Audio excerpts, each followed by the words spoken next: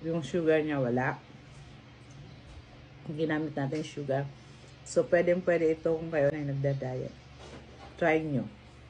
So, ito na ang recipe ng ating keto diet. So, ayan ang brownies na keto diet. Gagamit lang tayo ng timbangan para precise ang lahat. So, ayan, ilalagay ko sa comment section ang mga sukat kung ilan. Itong ating gagamiting sugar, ito yung mga pang-diet.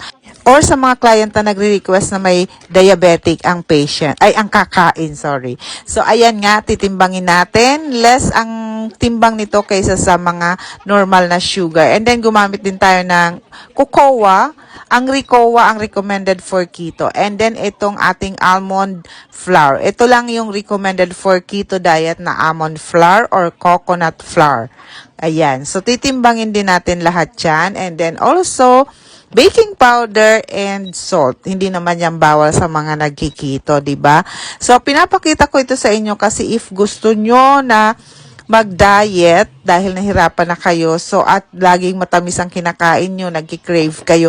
So, swak na swak itong ating brownies na keto. So, para sa mga cravings natin, lagi ko talagang gusto may matamis after ako kumain. So, para maiwasan na nga ang sobrang tamis or sugar sa ating katawan, kaya naisipan kong gumawa nitong brownies keto or keto brownies. Ano ba yan? So, ganyan lang namang kabilis ang gagawin nyo. Hahalo-haluin nyo lang.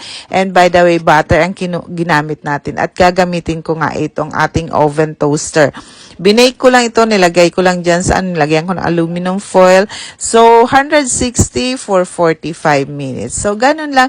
At naglagay din ako sa ibabaw ng chocolate chips, pero dark. So, ang dark chocolate ay pwede, pero very minimal lang. Siyempre, start na mag-diet ang lola nyo. Oy! So, ayan na nga.